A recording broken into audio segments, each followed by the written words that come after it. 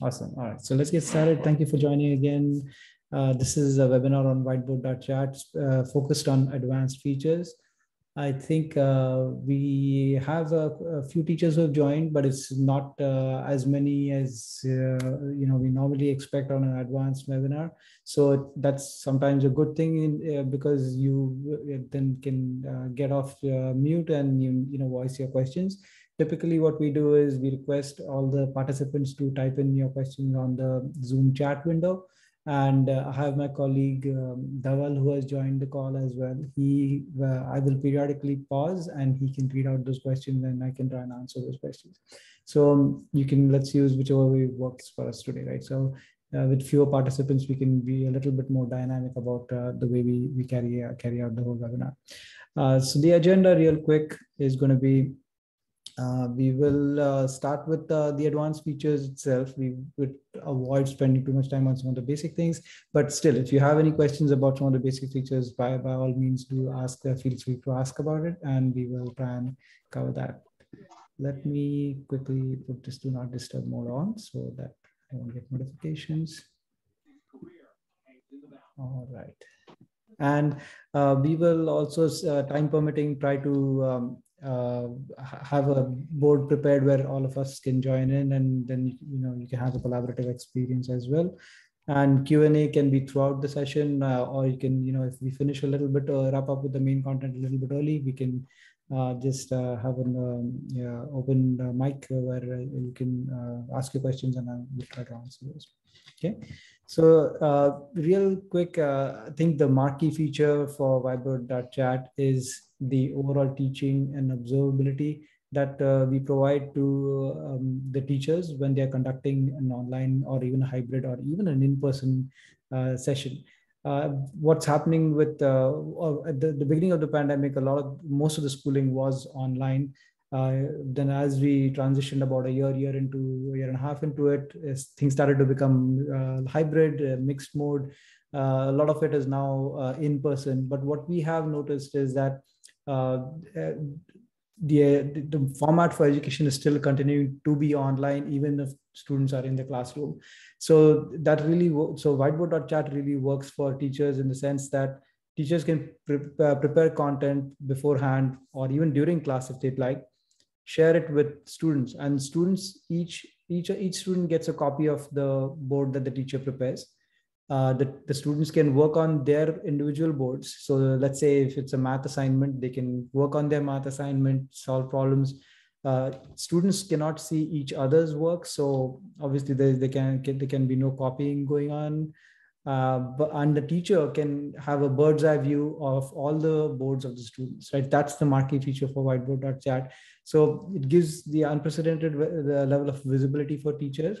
And that's why most teachers started to latch onto the platform.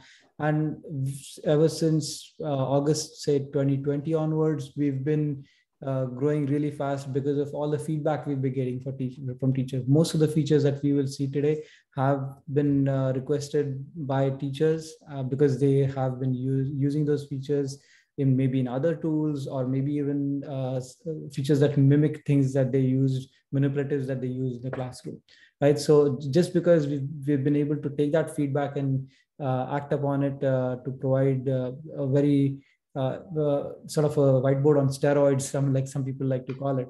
And so certainly we thrive on feedback. So let me switch on to this slide. So we thrive on feedback. So do write to us at feedback@whiteboard.chat.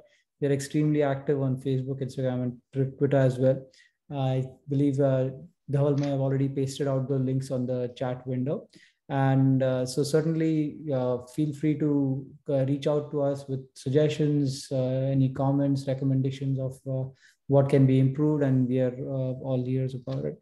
Here's a couple of slides that shows you some of the creative work that teachers have done. And so using the advanced features, you can create game boards like this, gamify your classroom a little bit, engage your students, especially the younger ones, with all these colorful manipulatives, and make it a lot of fun, right? Some of it can all be very seasonal as well. based upon holidays and the types of activities that may be happening even locally to your country, right? We have teachers who from all over the world who are currently using whiteboard.chat. So if there's no questions to start with, I will directly jump into the board. Anything to start with, Dhaval? No questions so far. Okay, awesome. So let me get going in. I'll try and move this away so that does get in the way. Okay, here we go. So I'm going to switch to my browser. So this is a whiteboard.chat. I think most of you may have already used the platform, but real quick, you don't need to download any application. Just open a browser on any device. It could be a Chromebook, it could be a Apple Mac, a Windows laptop, a tablet, a phone, any device that has a browser. You can certainly open, if you have one of those interactive whiteboards in your classroom, like the digital boards, you can open it up on there as well and then use it at screen. So just go to whiteboard.chat, and when you click on start drawing, you have two options. The first, the simple option is the collaborating option, which is more like a typical whiteboard. Everybody's on the same board. Everybody gets the same tools. There's no teacher student persona per se. It's everybody's the same and they can collaborate. What we'll be focusing on, of course, is the start teaching mode. That's where a teacher can create, assign, and live teach individual student boards. And so let's click on that. Once you get into this, there's of course all the tools that you may have already taken a look at. So if you just click on these buttons right here on the towards the main part of the button, you can switch directly into the drawing tools or text box tools or erase tool. There's a really nice feature that we've added recently, where if you click on each of the tools, there's a little hint out here on the right hand side that tells you which mode you're in, because it used to get very confusing for teachers to understand, hey, which mode am I in, because the mouse pointer itself is not changing. So this is a nice hint. So as you can see, if I switch to the erase mode, it changes into an erase mode here. And you may have already seen that now if you click on the little arrows here, that opens up a bigger set of menu options.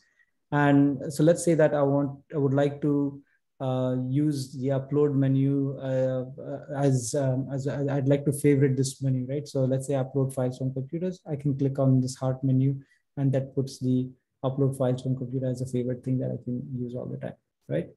Let's say that now I'm going to use this to upload a particular sheet. So let me try and maybe use radical equations. So this is just a PDF that I have, which was already on my laptop, and I can quickly upload it, create an assignment, right? Now, if your PDF had multiple pages, so for example, this PDF has, I think, at least 2 or 3 pages. So it automatically assigns these pages to different pages of the whiteboard, and you can switch to different pages of the whiteboard using the little control down here. Right. So in some sense, your assignment is probably already ready, and you may choose to move the page around if you'd like to. So just to make it a little bit more well aligned, if you want, you can do it on all the pages as well. To get a view of all the pages that now have been uploaded, you can click on the thumbnail view down here. That gives you a sense of how many pages have already been uploaded. Right now, one thing you got to remember is that when you're in the thumbnail view, we generally do not allow you to edit this main side, because it changes the whole dynamics of the collaboration. So we use this mode specifically to organize pages, or change some navigation settings, like adding passwords to pages and things like that. But once you switch off the thumbnail view, then it goes back to the regular edit view, and you can work on the whiteboard as you'd expect, right? So let's title this board, right? So let's call it a math assignment. All right, and let me invite Dhaval as a student. And so to invite your students, of course, you click on the invite button on the top right here. There are a few different options. As you can see, you can also use a QR code. So for example, if you have students who are on tablets, they can, and if you're already sharing your screen on their main laptop that they may be using to attend the classroom, then they can just point their their cameras to the QR code, and that can help them join the classroom. Alternately, you can share this URL or you can share the code. There's also this option to add a co-teacher invite. So I will show you that in a second as well. Let's first go ahead and do the invite. I'm going to copy this by clicking this button.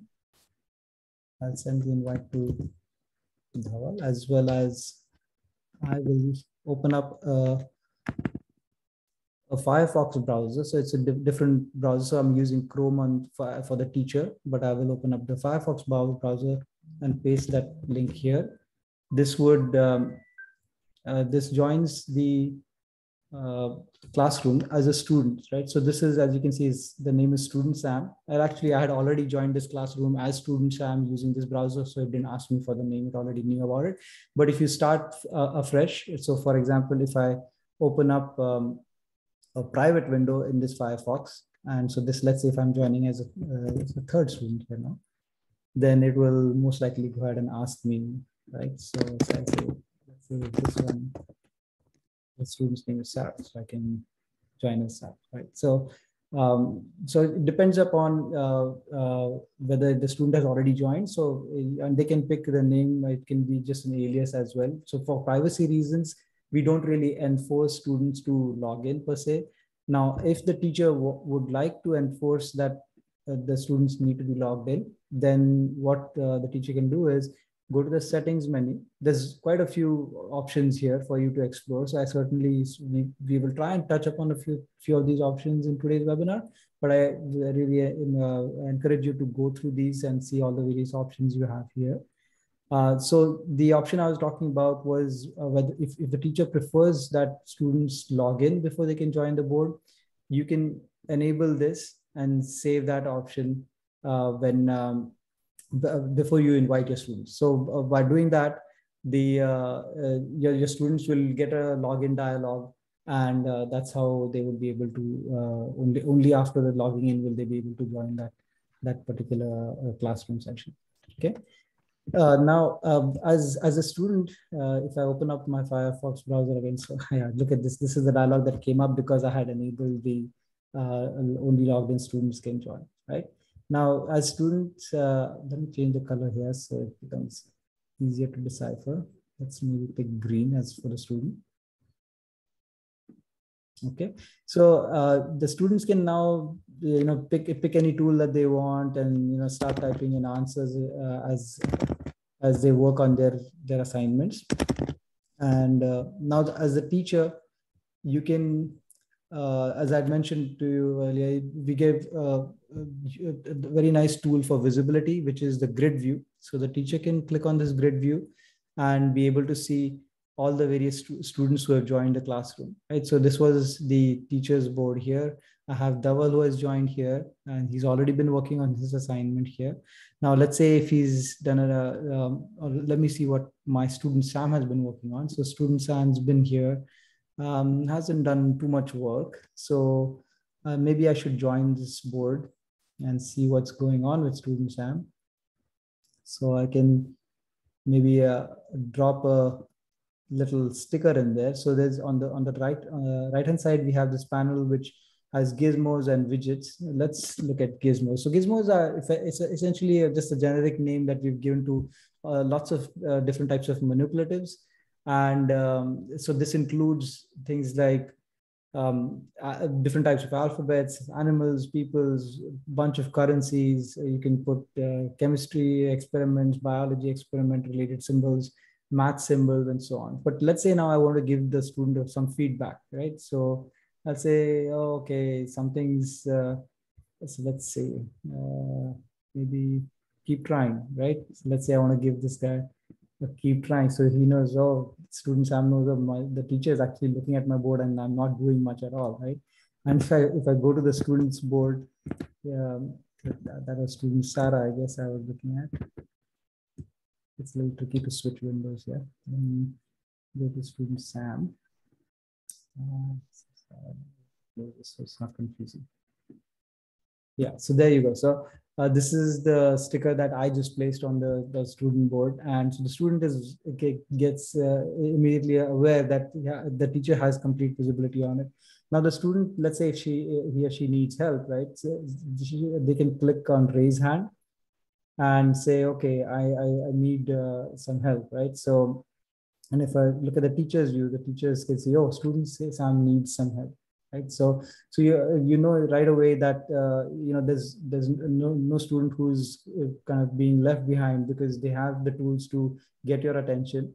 And now earlier we used to have just the option to raise hand, but now you can the students can even give a little bit more explicit feedback about saying, hey, I need a bathroom break, or you could please speed up, slow down, and so on, right? So, and if you have specific assignments where you're just waiting for people to finish, they can just say, I'm finished, and if they do that, then I clicked on the bathroom thing, but if they click on I'm finished, then that's the feedback that you're going to see, right?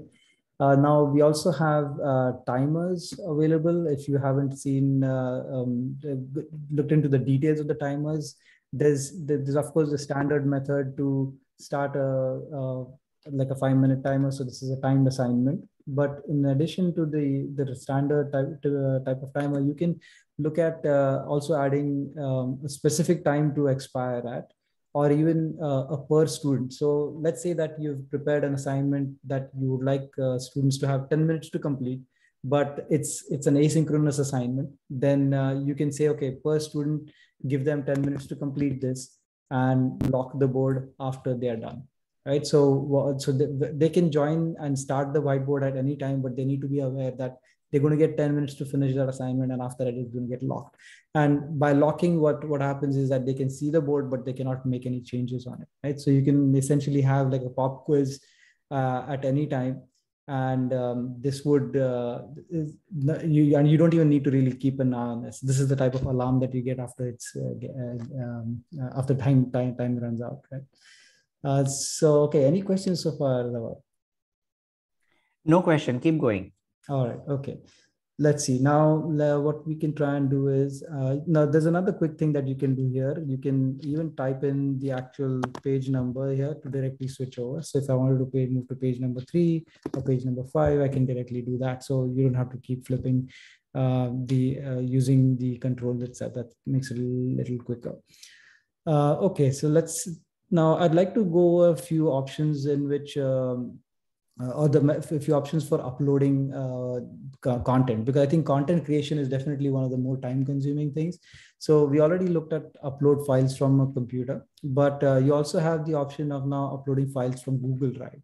So when you do that, you get to see a dialog like this. So this assumes that, of course, you have a Google account and you have some content on your Google Drive. So let's say I work with multiple accounts, so it's showing me different options. And if you similarly have a personal account and a school account, you might see something similar. If you just have one account, then it'll just show you that one account. So you select the account that you want to use for your Google Drive. And you can upload things like presentations. For example, let me say if I want to pick this presentation, and I pick this nitrogen cycle file here, and now it'll say that, okay, I'm wait for a second, I'm uploading a Google file. And so it uploads slides, one slide per page. So I can move here, and as you can see, it'll show you the different slides that were there on that text. So you can certainly do that. Here's another option. Let me go another slide. You can go to tools, upload. And you can now upload also from live worksheets. So I'll show you what that means. There's a website called liveworksheets.com, right? So here's, let me open up a website. Right, so it's just a generic website where you have worksheets available for free for a huge number of subjects. So just an example that I found a little earlier. It's cute little math crossword puzzle here. So let's try and use that. So all you need to do here, let me close this and show you this again. So go to upload and upload live worksheet. And all you need to do is copy this particular link up here. So from your browser, just copy that link and paste it in here. Set it. It takes a second to go pick up that particular worksheet and then uploads it into your whiteboard, right? And you can do some really interesting things with this. For example, if let's say that I not for, if it comes to actually grading this kind of assignment, right? It would be really painful to go through each student's crossword grid and try and see if they got the right answer. But here's what you can do. So you can add a text box for an answer. So for example, let's say I pick up a text box to add here, right? Let's say I put it here for this particular box here. And I can then right click on this and then click on add answers and points. Let's say I give it 1 point for each correct box, right? And the answer there, I think, was 4, because that's 4 times 5 gives 20, right?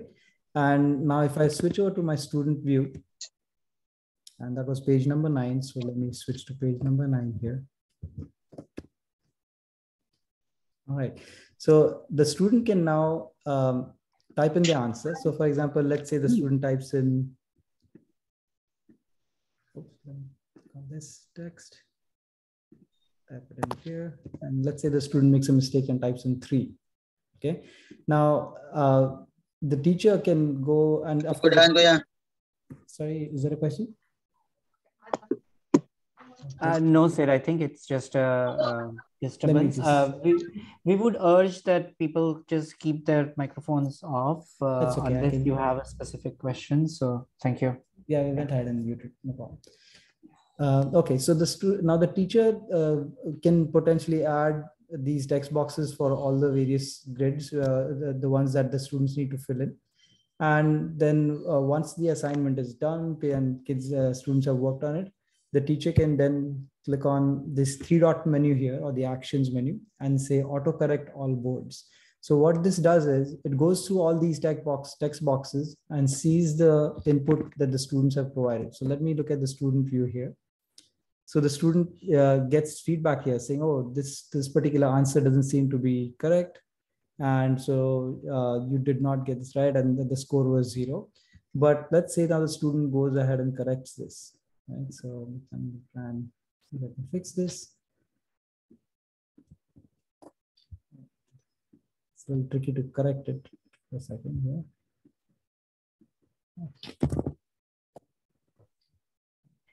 If you just use the clear board, then that will erase it, and then you can type it in again.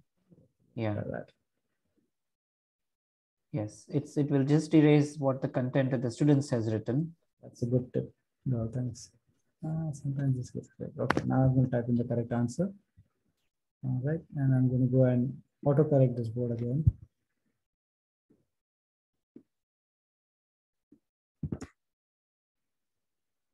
There you go. So this time the student got it correct. They got 1 point for that answer, and that's 100% because I just added one box. But you can build a really complex assignment here and even get it auto graded. Right now, of course, if once you get this auto graded, the next question is, oh, how do I download the scores at my students and for all my students? Yeah, go ahead. Sorry to interrupt. There is just one question since you are on the live worksheet. There is a question if there is any copyright issue with the live worksheet that we just embedded with the whiteboard.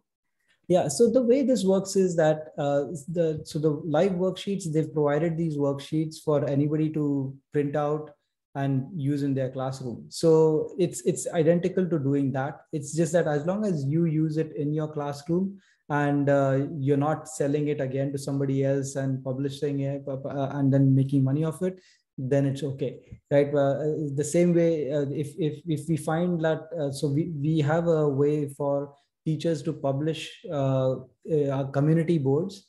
So for example, let me just quickly open up another whiteboard here and I'll navigate you there. So let's say if I go to manage boards section, this is where you would normally organize your board.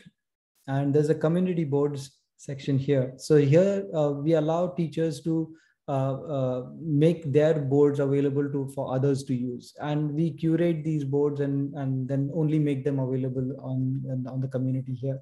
So if you use a live worksheet for this type of a board that you publish or you publish to the community, then of course we would prefer you not do that, and most likely we would catch that and it won't be available. And just in case you're curious, the way you would publish to community is that I believe it's the last one, share with community, right here. So if you click on that, it opens up a Google form, and then you can submit your board for sharing with the community. What is there any other question? Yes, there is one of the teacher had pasted a live worksheet which has things that you can move around. The question is, can this work with the whiteboard the way it is? And if you just open up the chat window, you will see. So and then maybe click the image and then scroll quickly. Sure. So for example, let's say, oh, I see what you want to do. Okay, let me show you how you would go about doing that. So what I could do is, now, depending upon the type of laptop you use, you can do a screen capture. So I'm just going to capture this image. All right, I'll go here and maybe put one page. And I'm going to just paste it using the standard Command V or Control V. Right now it's a little bit big, so maybe I can resize it just. Well, let me not resize it, because then the individual tiles might become too small. And then I can go here, and let's say I pick up another one of these so that students can move these around. There we go. Pasted this here. I think it moves here. So let me just move this around. Now, if I want to just make sure it's the right size, I can even do this. Right. So now I know it's the right size. I can place it here on the side. Now, let's say that I want my students to, let me make sure I put it in the right place. Right? So, okay. So once you pasted the image, you can now select this and say students, enable student to move. Okay. So now if I go to my student view, this is page number 10. So let me go to page number 10 of my student view. So I've clipped just one picture from the bottom, but you can certainly clip the other ones too. And now the student can go into select mode and then move it around.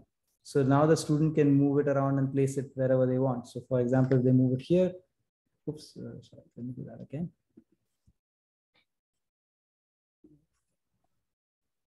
And place it here. So now you can, in the teacher view, you can look at the grid view,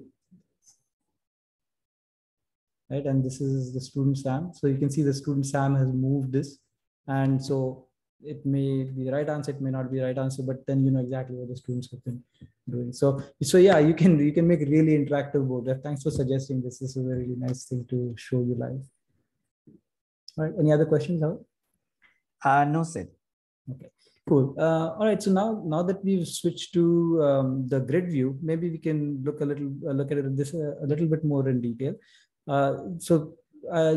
The earlier versions of our whiteboard, we had the only options we had in the grid was to change the number of boards that you could see at one time, right? So I have typically have only a few students during these webinar presentations, so I just set it up to a fewer number of boards. So for example, if I change it to 2 boards per row and just show me 3 rows, so that's how it shows me.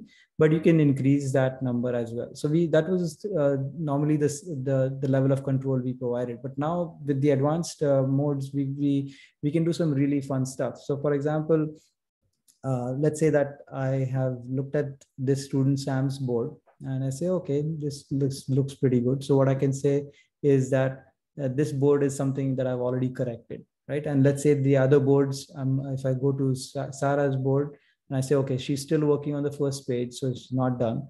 And now when I revisit my grid, so I can add labels to these boards. As you can see, basically I've added label as corrected. And then now you can say, okay, hide boards that are already corrected. So that helps me focus on the students that that need attention, who probably are falling behind a little bit. I can also use the same mechanism to go through grading and a bunch of other things, right? Just to keep a track of how to organize the boards. Now you can either show the boards with only specific labels, like for example, just show me corrected boards, then it will show it as a positive filter or a negative filter, right?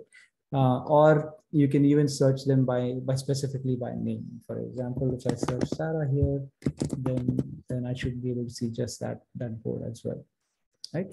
Any questions so far? Yes, there is one question. If there is a way to auto grade the images, which we can, yeah, I using the drop zone. Yes, I believe that should be possible. Let's see. Do for that. Yeah, if you go to the tools and put a drop zone, copy an image, and then clone it, and then add answers, and then that's exactly what I was thinking. Yeah. Yes. All right. So let's see if I can go to my book first. So this is a teacher needs to go to the teacher's book, and then I think it is page number 12, right? Other page 12.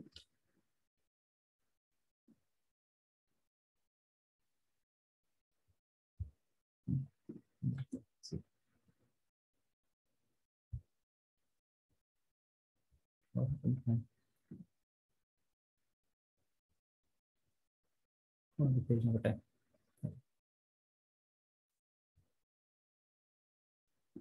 Go back to my switch off my thumbnail view. All right. So what I can do now is I can create in the tool section, you have a drop zone. Okay. So the drop zone is basically an area that you can define for adding any type of objects, and it will, I should probably make it a little bigger. So I'm going to make it a little bigger here. And now you can, the drop zone becomes almost like the text box where you can add answers and points and things like that, right? And now you can add answers and points. So I'm going to add maybe 5 points for this. And I'm going to, excuse me.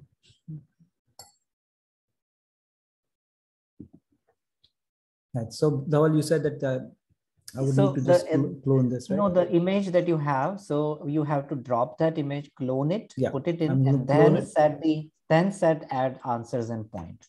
I see. Okay. So let me do that. Let's go ahead and do that. Yeah. So now you drop it in the drop zone. Yeah. So let me select it first.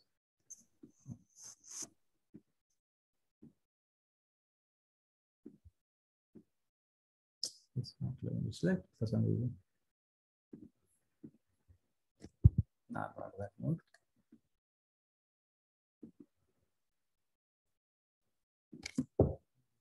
See. Okay.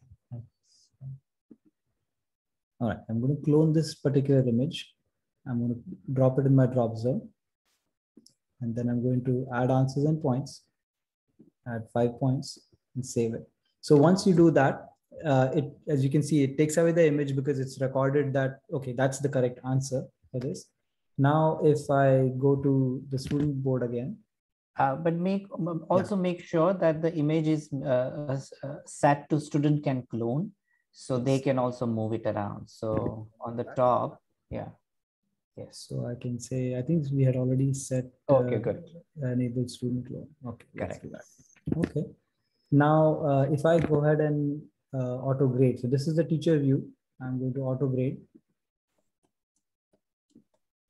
And the student, let's see this one. Yeah, so the student did not put in any answer here, so didn't get any points. But now let's say the student does manage to clone it and set this here as the answer, right? And now if the teacher auto grades again,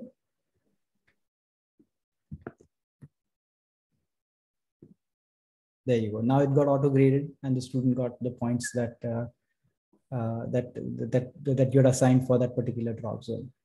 So that's right. The student must clone. Actually, the student can even move the object if you don't need copies of it, as long as it's the exact image, right? Correct. So thanks. I think that this type of content is perfect for the advanced webinar. Awesome. I'm glad that we could build upon this particular assignment.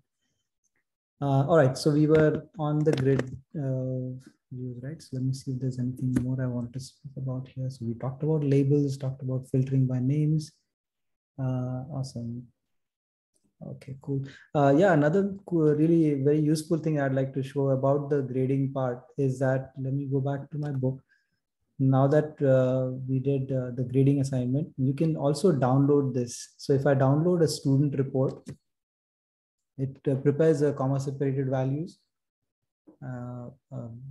So I'll open up this sheet. Is there a question in the meanwhile now? No, there was just a comment that this kind of activity helped, and especially that we have the AutoGrade available.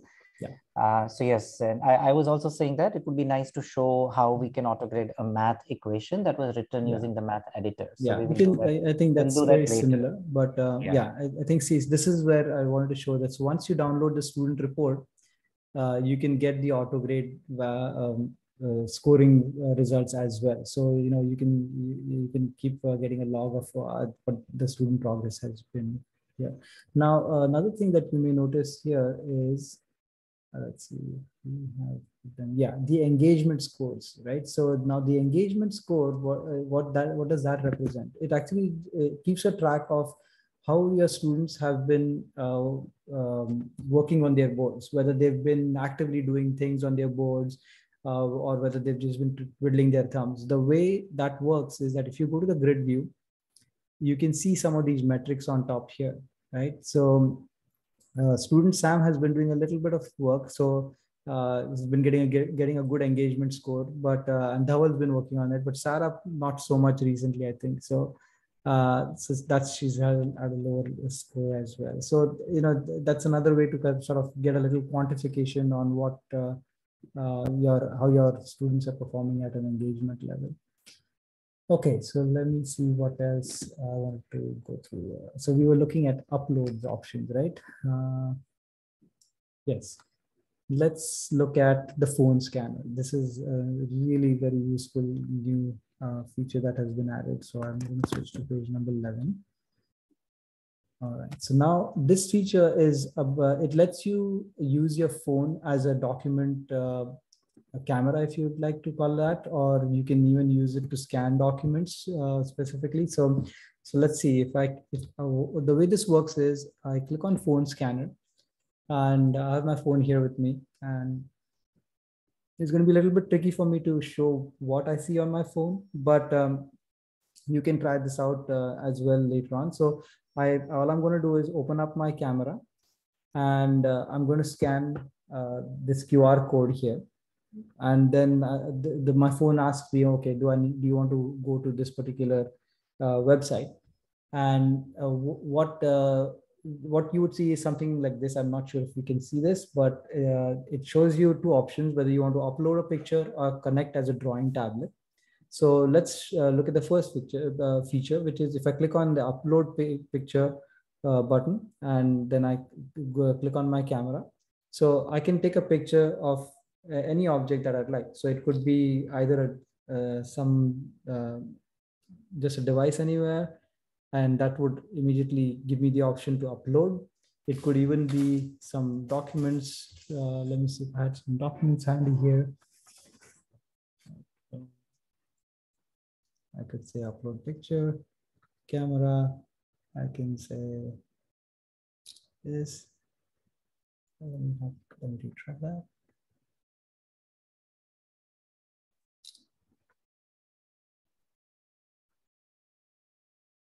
And so you can do some real-time capture of documents and things like that.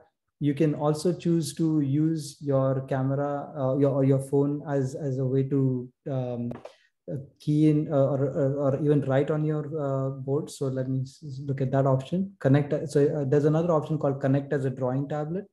And now I'm going to start writing here. So let's say I type in, I do some freehand typing in here. So as I'm using my phone, I'm just typing in simple letters. So as this should show up. So this is what I wrote on my phone right now. So you can use this as a way to just as a remote control as well, right? Let's say you don't need if you want to carry a tablet or a phone and walk around in your classroom, you can do that as well, and you can annotate on the same board if you'd like, right?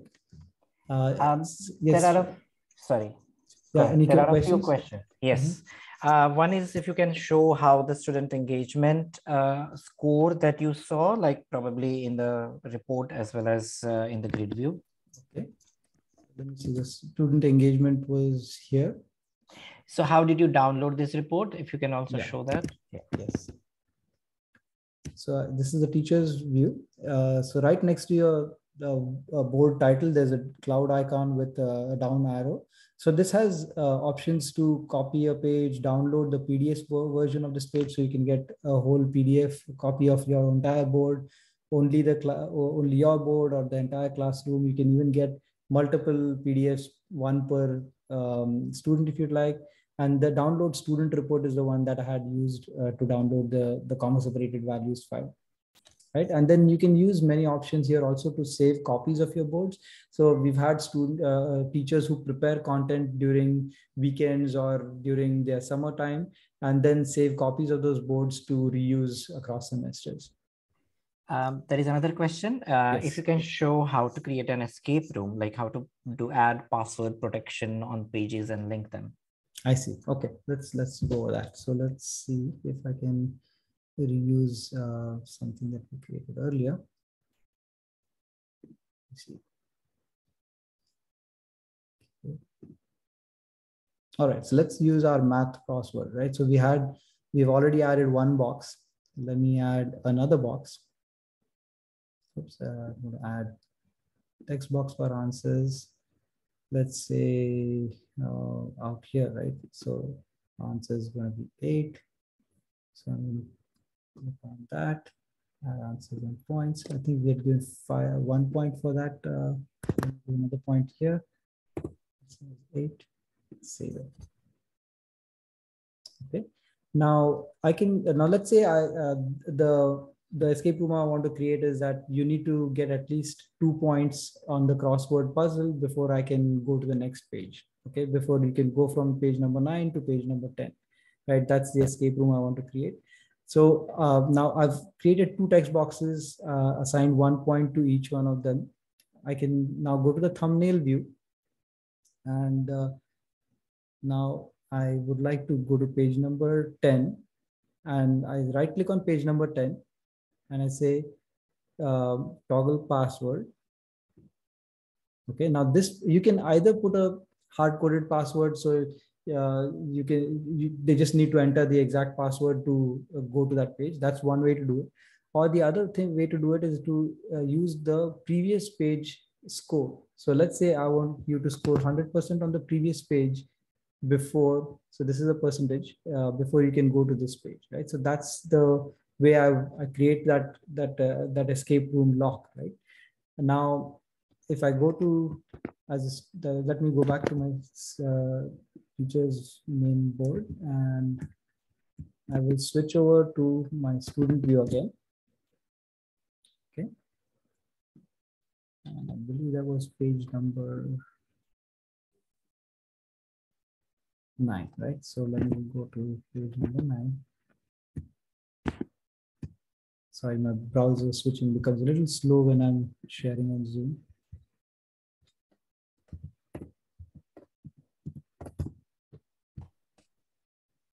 All right, so now in this case, my student here has only solved, let me do this. Let me auto grade this one because I just added a new text box. So if I auto grade.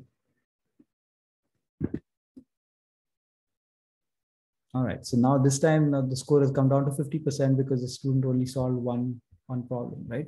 Now, if the student tries to go to the next page, it says, okay, your score is too low, you need at least 100%, right? So that's where you've been able to create that escape room lock here.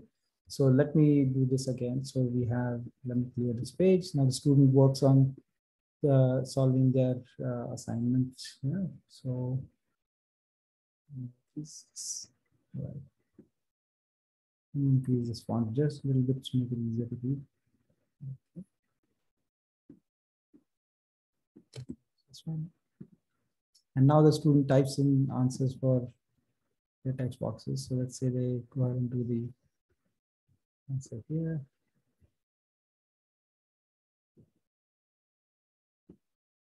It's a little slow for me today, so apologies for that. I don't know why it's not letting me enter that text here.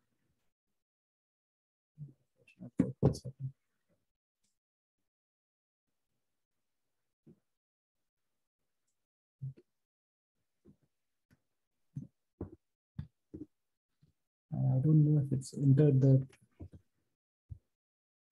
There we go. This one's working correctly. So I put 4 here. And let me try and auto grade this.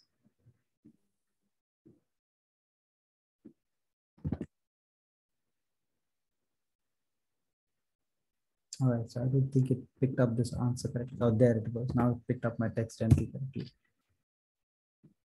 Sometimes I think we've noticed that, and I think we probably have to fix that issue with it.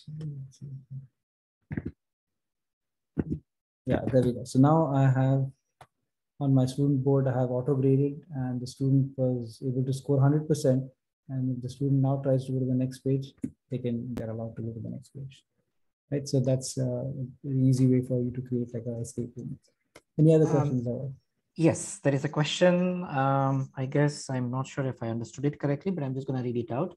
Is there a way not to have stars when auto grading for students under a certain percentage? Could some earn stars and some earn a try again? I see. Yeah, I think that's a really good idea. Good improvement. Yeah, good improvement. I think we'll definitely note it down and make that change. It does make a lot of sense. That way it becomes a very clear visual indicator that, hey, you really did a good job or you did not, right? So awesome. There was another question about how we can keep the students on the same page as the teacher, and I replied with the follow teacher. But if you can also demonstrate that, let's do that. Yeah. Let's do that. Let's switch off this thumbnail view. So the feature that we want is for the teacher to be able to control what the students are seeing and to navigate them along with the teacher. And so we call that follow teacher mode. So you click on the actions menu and sorry, it's under participants. It's in the participants. Sorry. So this is under the participants panel. So you go here and please, there's a switch called follow teacher. So you enable that. So this automatically changes all the student view to the pages that this teacher is viewing. So this is now page number 2. If I look at the students board, the student has automatically been navigated to page number 2, right? So if I change it here, back to page number 1, they would all go page number 1. If I change it, maybe even to thumbnail view and go to page number 6, they would get navigated. So you can essentially have everybody follow the teacher as needed. So the teacher can sort of explain the whole lesson first and then make it available for students. And in fact, many teachers also do this. They can lock the entire classroom before students start to work on it, so that the students don't get a chance. So if the student now tries to write anything on it, it does not really let them annotate it. Yeah, any other questions? No, keep going. Okay. Let's see. I had a list of things that I can cover. All right. Put it down.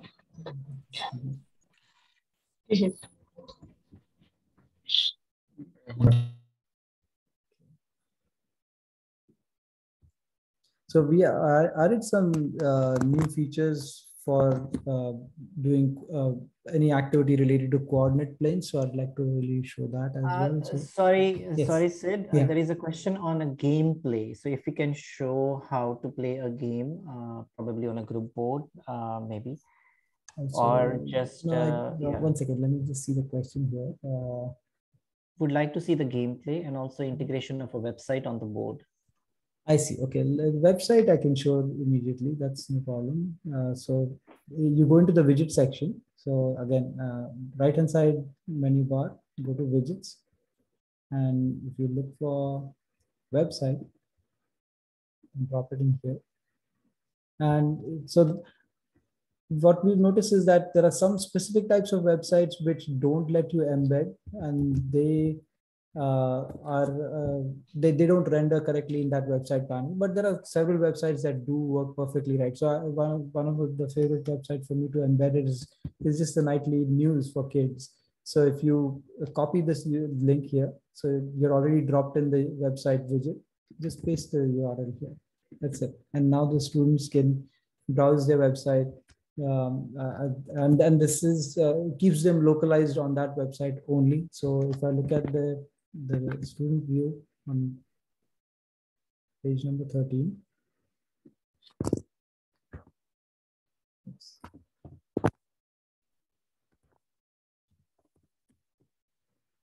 Yeah, so they get to see this, and so they don't have access to the URL bar or anything. So you can restrict what they are able to browse on. So let's see, gameplay. I think that it's a little tricky for me to cover that in this session. So maybe, what we would like to do is, Sarah, we could maybe prepare a video of that and then share it with you. That would be a little bit more detailed explanation of how you could use that feature. Yeah, so let's see. I wanted to look at or demonstrate the coordinate planes because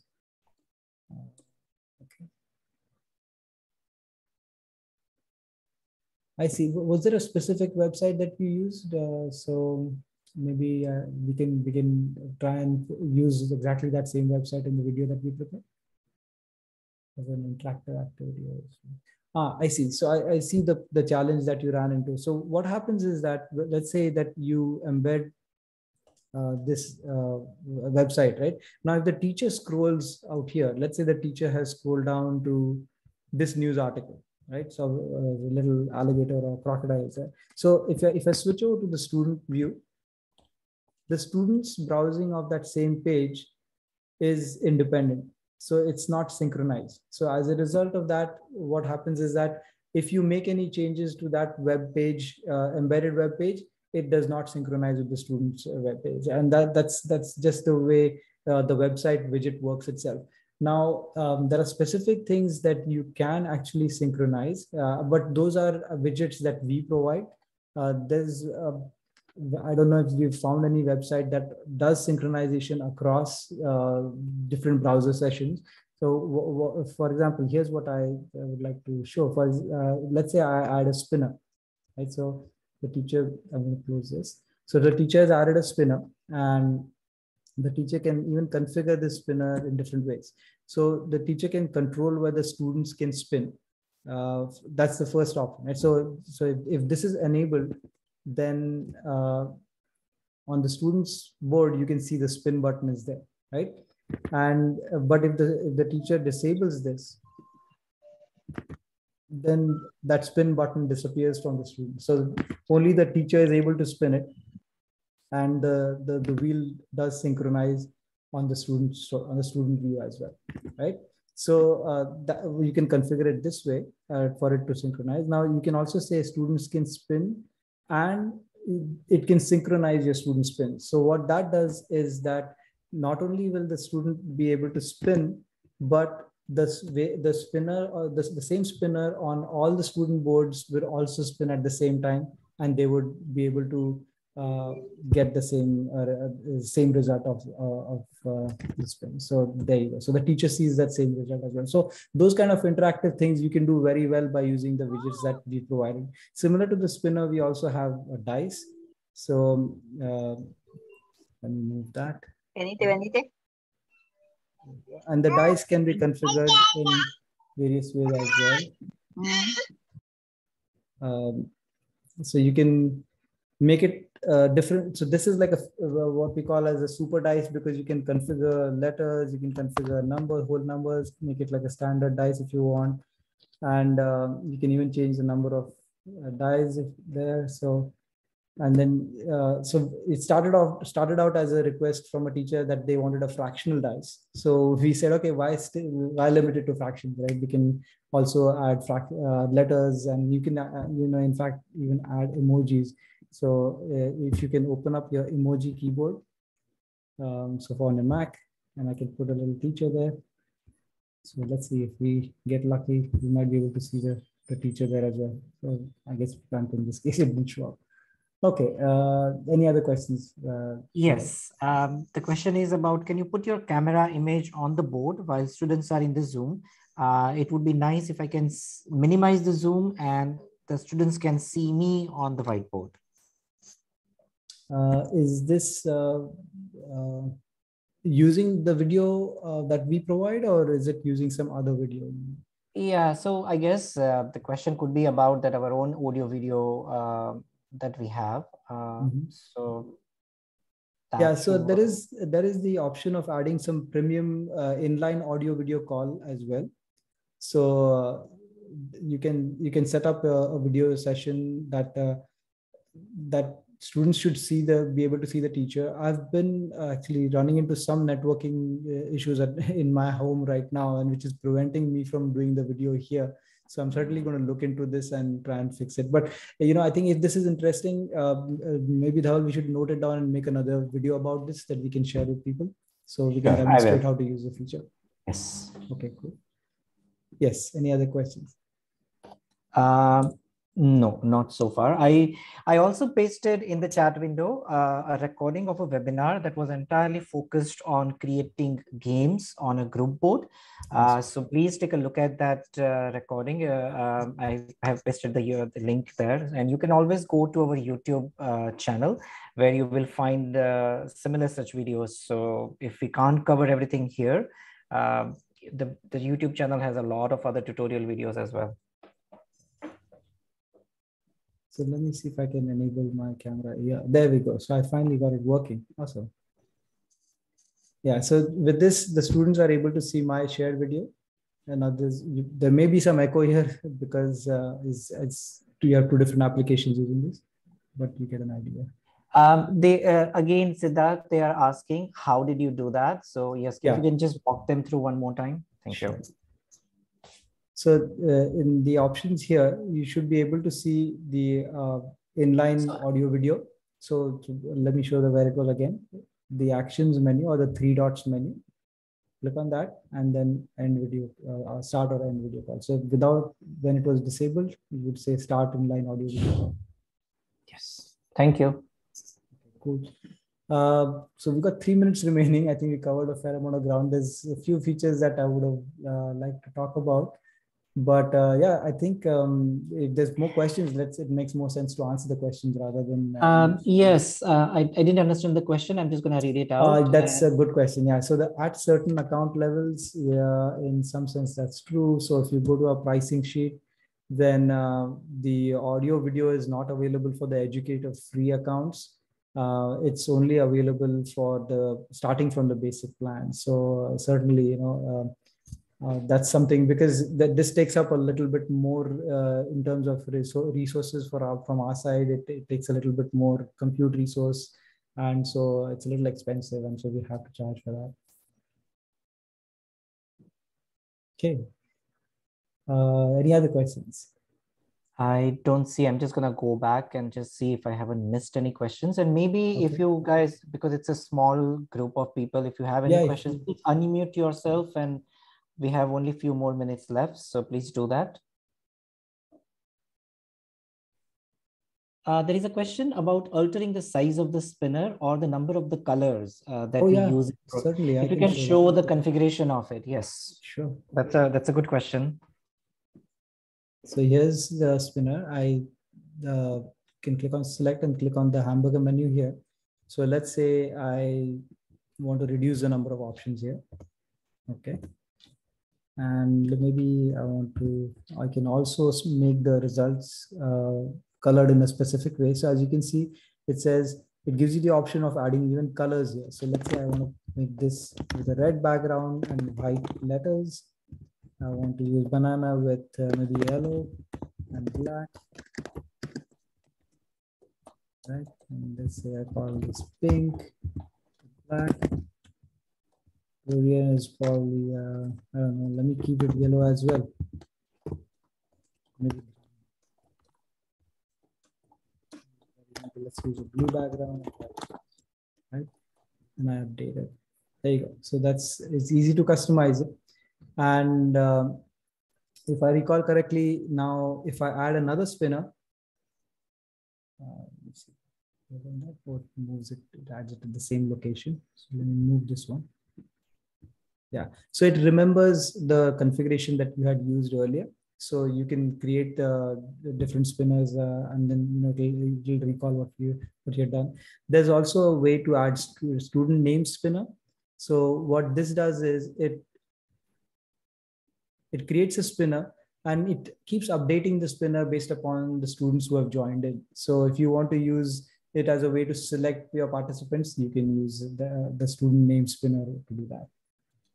There is a question that where you just started showing the coordinate plane and then we shifted to a different feature. If you can show how to create the coordinate plane and configure it. Yes, let me do that. Let me go to page number 16. So I have a fresh page. All right. So I was in, I guess it was the tools in grids. And we have coordinate plane. All right, so this is a really convenient way to create a nice, good-looking coordinate plane. So let's say I go with some of the default options to start with, but I would like to just say I want to start my x-axis and y-axis both from 0, but I would like to provide maybe up to 50 and then 50 on the y-axis as well. I'm gonna create this. So this prepares a really nice looking grid here, right? And then you can create a really easy assignment, something like this, right? Graph is x, let's say y equal to x plus say 3, right? And then the students can use their tools to, and maybe figure out which points are on the grid and then graph it out. Yeah, go ahead. Any other questions? No, there was a question about the PD certificate. I'm just responding that yes, okay. You send us a mail at feedback@whiteboard.chat and we will send you a certificate. Okay, I think since we want to keep our recordings limited in size, I'm going to stop the recording for now.